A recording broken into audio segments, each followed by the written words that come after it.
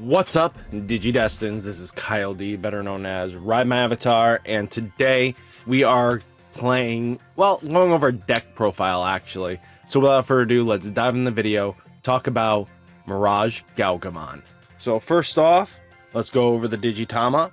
We are playing for Bukamon. So if you guys don't know what Bukamon does now, it's basically the best blue egg ever created. So just keep that in mind. It has the effect of, you know, if you have equal or more sources than any of your opponent's Digimon, you gain jamming. So this lets us OTK without having to worry about anything but options. So just keep that in mind, since we're not in an option heavy format and we don't see like 6,000 set cons, this deck is just going to walk it. So jamming as always. Then we have Gman. So Gman is really okay. There's a lot of problems with the Gmons in general, but this one's on play. Both players draw the top card of their deck, and then your turn, when effect adds a card to your opponent's hand, gain 1 memory. So we're just here for the gain 1 memory. We're really rarely ever going to use its on play. So that's just how that's going to go. Then we are playing for Gomamon. Yes, in All Force, I said it was kind of bad, but this deck, you could definitely pick anything else. But I think Gomamon here is not bad. You know, start of your turn, trash any one of your Digi-Evolutions of one of your opponent's Digimon. This Digimon game cannot be blocked for the turn. So this is where we're getting our unblockable functionality. So if they have a board of blockers, they can't really stop us. They can redirect into something, but we're going to be able to stop some interesting interactions. But the opponent's turn, when this Digimon would be deleted by you may play one Gomamon from its Digi-Evolutions without paying its cost. Sets you up, gets you back into it. So it's not terrible, especially if you're going for an OTK turn. Being able to be not blocked is huge. Then we have Gaomon, that it says on play, reveal the top 3 cards of your deck. Add 1 card, Digimon card with Gomamon in its name and 1 blue tamer among them to your hand. Trash the rest. I don't get the trashing part. Should have just been bottom deck. Why trash? I'll never get it. When attacking, if you have a tamer in play, return one of your opponent's level 3 Digimon to its owner's hand. Okay. We get some bounce effects, which fuel our other effects. Then we are playing to Sayokomon. Just because opponent's turn, your opponent can't reduce Digi-Evolution cost, which, again, this is to stop trainings. It's just a good card to have. If your deck can do it, fit it in. Then we do have BT-14 Gaogamon. So Gaogamon here literally says if you don't have a Thomas in play, play a Thomas. And then while your opponent has 8 or more cards in their hand, this Digimon gets 1000 DP. Not as essential and heritable because we're going to most likely have jamming to go through. So that's just kind of where we're at. Then we do have 4 of the EX4 Gaogamon. So when Digivolving, return one of your opponent's level 3 Digimon to their owner's hand, which gives us some bounce effect, which could give us a memory gain off of a Gaomon. So, you know, when in effect adds a card to your opponent's hand, gain 1 memory. So similar to its weaker form, we're going to have that inheritable. So we can do this when we are at Ultimate, get some added functionality. I think it's really solid. Then we play 1 Lanamon. So basically it's just hybrid for game shenanigans, or the fact that we get jamming out of the effect, especially if we lose out on our jammer. Lanamon can at least give some jamming in an inheritable stack. If we go from tamer up, that's not bad.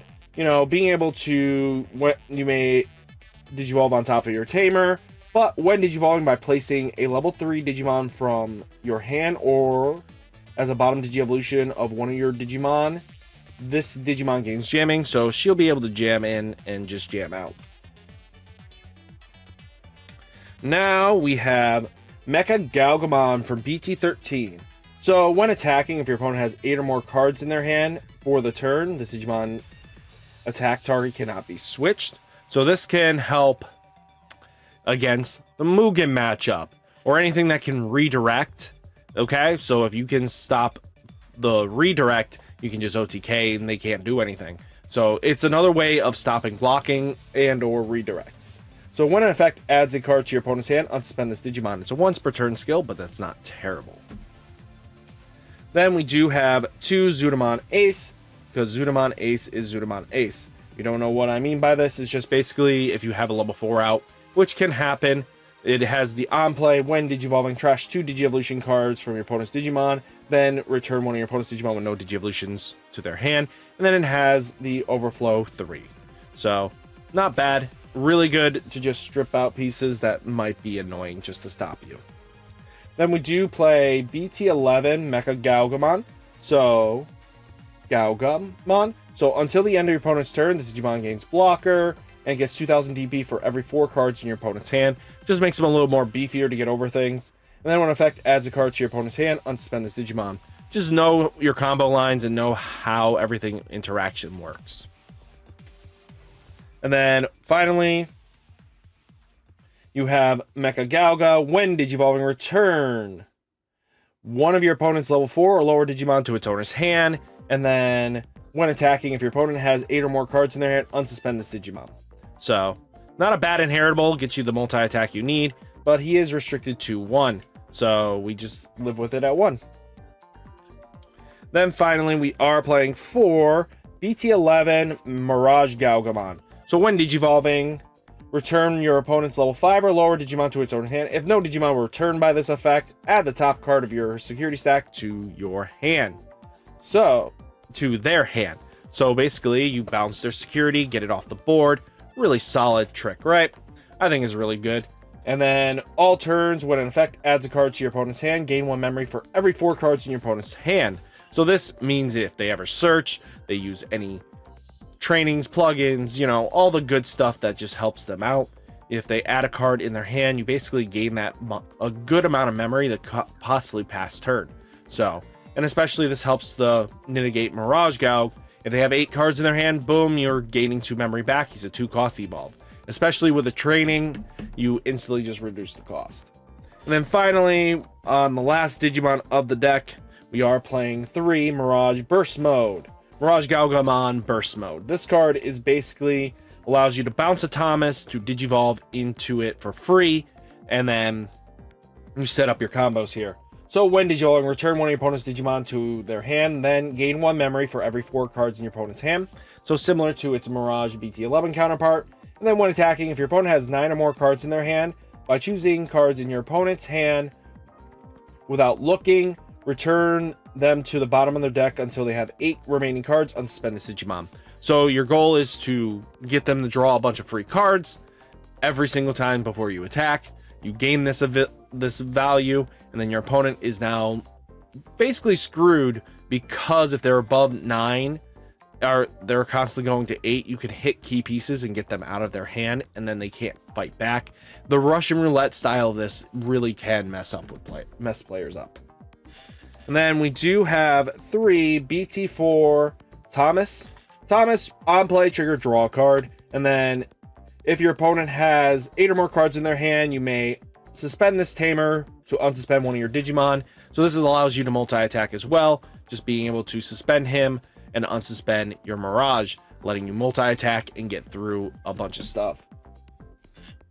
And then 2 Thomas, that is the Mem setter. So if you're at 2 or fewer, set yourself to 3, and then when one of your Digimon with Gomamon or Gaomon or Gaogamon in its name attacks by suspending this Tamer, both players draw a card from their hand. This helps combo your Mirage, and then you just go from there. And then we are playing 4 Mental Trainings, because it can search our Tamers. It basically searches everything in our deck minus 2 cards, and that's fine. And then you basically get to, you know, reduce the next Digievolution. The more and more we have on board, the likely it gets scarier for our opponent.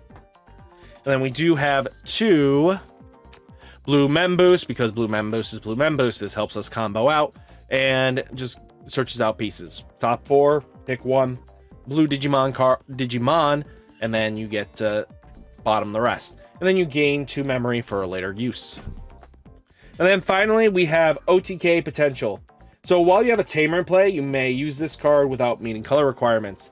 offensive plugin is nasty because one of your Digimon gets security +1. So you give this to your Mirage, it now gets to do its unsuspend fancy jamming with 2 security checks, the whole combo line. So then basically you just speed up their kill, and most likely you're speeding up yourself. So good all around card. I like it a lot. So this is the deck profile.